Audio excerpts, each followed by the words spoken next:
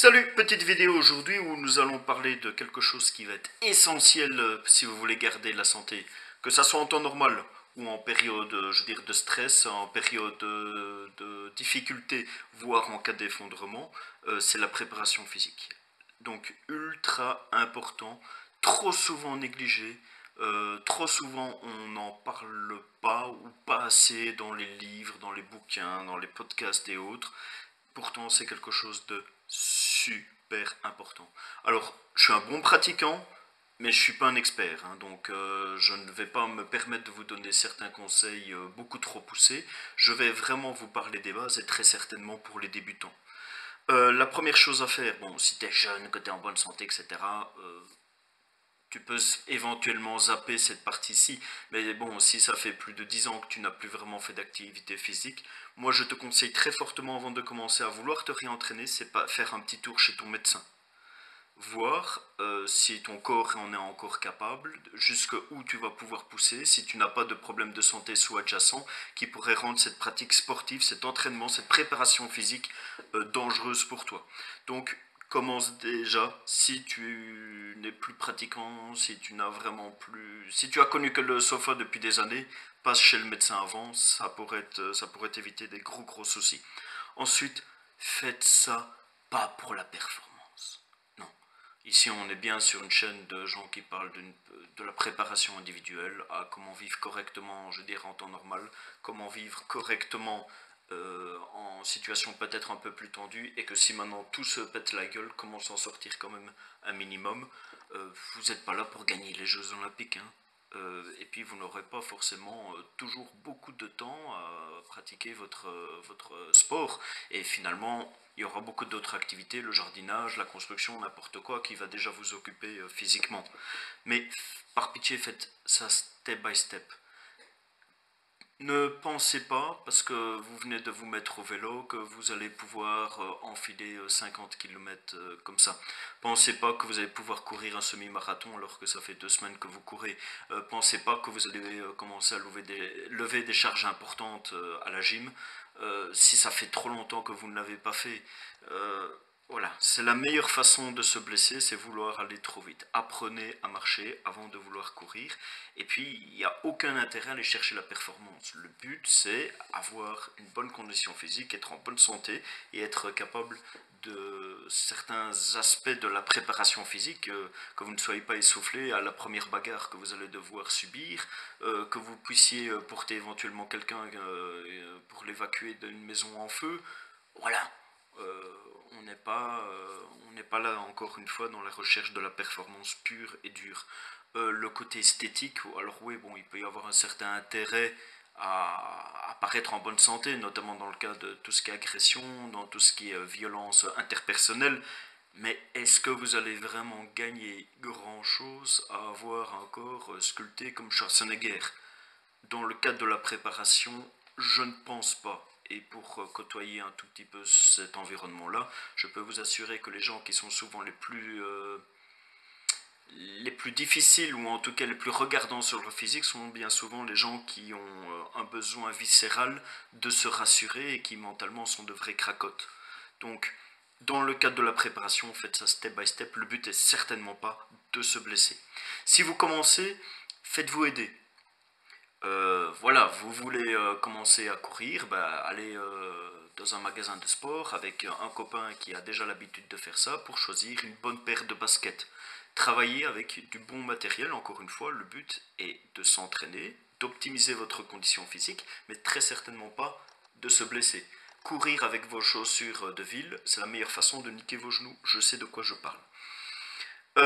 Faites-vous guider également si par exemple vous voulez pratiquer un peu de musculation pour avoir les bons mouvements. Comme je l'ai dit, hein, travaillez d'abord avec des petites charges pour vraiment apprendre la base, etc. Mais faites-vous aider pour vraiment avoir les bons mouvements, ceux qui ne vont pas vous blesser. J'ai pas dit forcément ceux qui vont produire le plus d'effets, qui vont vous faire le plus progresser. Parce que bien souvent, ce sont ceux-là qui vont plus vite vous user. Donc allez vraiment dans cette optique de je ne veux pas me blesser, je dois prendre le bon mouvement. Ne vous faites pas peut-être aider par la grande gueule de la salle de sport. Non, faites-vous plutôt aider par un coach, par un professionnel, par quelqu'un qui est son boulot, et dont le souci, ça va être de fidéliser finalement son client. Et pour fidéliser un client, il faut qu'il ne se blesse pas. La grande gueule, elle va essayer de montrer bien souvent que c'est celle qui saura porter les charges les plus lourdes, ou le faire le plus de répétitions, et elle va bien souvent vous imposer finalement une méthode qui lui convient, mais qui ne sera pas forcément adaptée à vous. Dans le cadre de la préparation physique également, et de la santé en règle générale, pensez également à la nutrition. Et le premier point, c'est bien s'hydrater. Hydratez-vous bien avant, pendant et après l'effort. Ça, c'est super important, très certainement encore une fois, pour éviter les blessures. Manger de façon équilibrée, voilà, c'est surtout si vous voulez commencer à perdre un peu de poids, etc., pour améliorer votre condition physique, ben, il va falloir essayer de manger un peu mieux. C'est pas facile, je suis le premier à suer parfois, à devoir un peu me limiter. Je vais pas dire me priver, mais un peu me limiter. Euh, Ça n'engage que moi. Je pense que vous allez trouver 2000 avis contraires, mais moi j'éviterai copieusement tout ce qui est complément alimentaire. Je parle pas de la petite vitamine que vous prenez en hiver. Non, non, je parle vraiment des poudres, des milkshakes, de ce que vous voulez. Pour moi, ce n'est utile que si vous allez vraiment chercher la performance, si vous allez commencer à faire du sport de façon intensive. Comme j'ai dit, dans le cadre de la préparation, pour moi, on a d'autres chats à fouetter. C'est important, mais on a d'autres chats à fouetter. N'oubliez pas que là-dedans, il y a énormément de fric.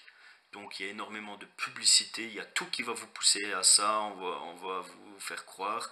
Et c'est en partie vrai hein, que vous allez vraiment aller plus loin dans la performance et autres. Donc voilà, encore une fois, et c'est vraiment utile dans le cadre de la préparation. Surtout, et ça c'est un point de vue beaucoup plus médical, toutes ces poudres, ces potions magiques, etc., ça amène des déséquilibres qui sont juste énormes. Vous allez prendre des 200, des 400% de doses qui sont recommandées quotidiennement de certains produits, de certaines substances, de certaines enzymes, de certaines vitamines et autres. Ça crée des gros déséquilibres. Bon, je travaille un tout petit peu dans le cadre médical.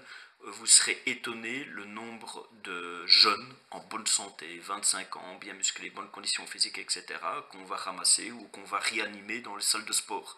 Le nombre est très important et quand vous grattez un peu l'anamnèse de ces personnes-là, ce sont tous, je dis bien tous, des gens qui prennent des compléments alimentaires, qui sont trop loin en fait dans leur délire et qui finalement sont en train de bousiller leur corps. Donc oui, ça leur apporte peut-être des performances, ça leur fait peut-être des plus gros bras, des plus gros biceps, mais tout cela a malheureusement un prix médical, un prix que bien souvent on ne parle pas assez dans tout ce qui est salle de sport, on ne parle pas assez dans le monde du sport parce que on est toujours poussé vers celui qui va faire pipi le plus loin, celui qui va courir le plus vite, celui qui aura la plus grosse charge sur sa barre. Donc voilà, c'est un avis purement personnel, évitez les compléments. Si à cause de votre visite chez le médecin, par contre, il a peut-être déjà vu certains manquements dans vos prises de sang, etc., c'est différent, hein. Il va vous guider, il y aura peut-être une nutritionniste qui va également vous prendre en charge pour pouvoir faire en fait une pratique du sport, une pratique de la condition physique qui est saine. Et dernier point, voilà, pensez beaucoup, pensez également au repos. Reposez-vous, c'est le corps, il peut produire beaucoup d'efforts, que ça soit dans le cadre du sport ou simplement voilà, vous venez de vous battre, vous venez de monter un mur de parpaing, vous venez de pousser votre brouette de bois de chauffage, que sais-je, mais à un moment, le corps a besoin de récupérer, et plus vous allez avancer dans l'âge, plus cette période de repos devrait être importante. Voilà, donc que retenir la pratique sportive, c'est quelque chose de super important dans le cadre de la préparation, parce que vous devez vous maintenir en bonne santé le plus possible. Ça doit être un vecteur de bien-être, de qualité de vie. Ça doit améliorer votre santé in fine, ça doit évidemment optimiser vos capacités physiques. Le but, c'est quand même de devenir plus souple, plus résistant, plus costaud. Mais ça ne doit pas devenir un souci. Ça ne doit pas vous user, ça ne doit pas vous blesser, et ça ne doit pas vous déséquilibrer, je veux dire, tant physiquement qu'au niveau de la santé ou au niveau mental. Voilà, ça doit rester quelque chose qui doit être pratiqué de façon saine. Voilà, donc sujet qui est pas assez abordé à mon goût dans le cadre de la préparation, mais voilà, sur cette chaîne, abonnez-vous, n'hésitez pas. On va un peu en parler, mais vraiment avec cette optique de, voilà, j'améliore ma condition physique gentiment, je me donne des outils pour améliorer ma santé gentiment. On va pas parler de performance, on va pas se préparer ici pour les Jeux Olympiques. Voilà, très bonne journée à vous.